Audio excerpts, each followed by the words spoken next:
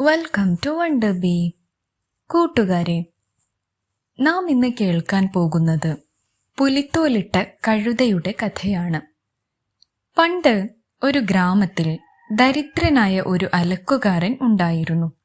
വസ്ത്രങ്ങൾ ചുമക്കാൻ അദ്ദേഹത്തിന് ഒരു കഴുതയും ഉണ്ടായിരുന്നു. വല്ലാത്ത പഞ്ഞകാലമായതിനാൽ കഴുതയ്ക്ക് കൊടുക്കാൻ അലക്കുകാരന്റെ കയ്യിൽ തീറ്റയൊന്നും ഉണ്ടായിരുന്നില്ല. പാവം കഴുത എല്ലും തോലുമായി മെലിഞ്ഞുപോയി. ഒരു ദിവസം അലക്കുകാരന് കാട്ടിൽ നിന്ന് ഒരു ചത്ത പുലിയുടെ തോൽ കിട്ടി. അയാൾക്കൊരു ബുദ്ധി തോന്നി. രാത്രിയിൽ ഈ തോൽ കഴുതയെ ധരിപ്പിച്ച് അയൽവാസികളുടെ നെൽപ്പാടത്തേക്ക് വിട്ടു. പാടത്ത് കാവൽ നിൽക്കുന്നവർ ദൂരെ നിന്ന് ഒരു പുലി വരുന്നത് കണ്ട് പേടിച്ച് ഓടിപ്പോയി. അയ്യോ, പുലി വരുന്നു എന്ന് അവർ നിലവിളിച്ചു.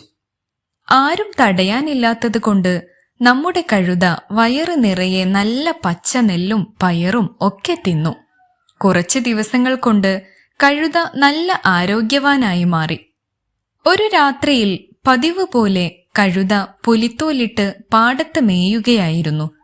ആ സമയത്ത് ദൂരെ എവിടെയോ ഇരുന്ന് മറ്റൊരു കഴുത ഉച്ചത്തിൽ കരയുന്നത് നമ്മുടെ കഴുത കേട്ടു. സ്വന്തം വർഗത്തിൽപ്പെട്ട ഒരാളുടെ ശബ്ദം കേട്ടപ്പോൾ ആവേശം മൂത്ത നമ്മുടെ പുലി കഴുത താൻ പുലിത്തോലിട്ടാണ് നിൽക്കുന്നതെന്ന കാര്യം പൂർണ്ണമായും മറന്നുപോയി. അവൻ മറുപടിയായി തന്റെ കഴുത ശബ്ദത്തിൽ ഉറക്കെ കരയാൻ തുടങ്ങി. ഹീ ഹോ! കരച്ചിൽ കേട്ടതും പാടത്ത് ഒളിച്ചിരുന്ന കർഷകർക്ക് കാര്യം മനസ്സിലായി.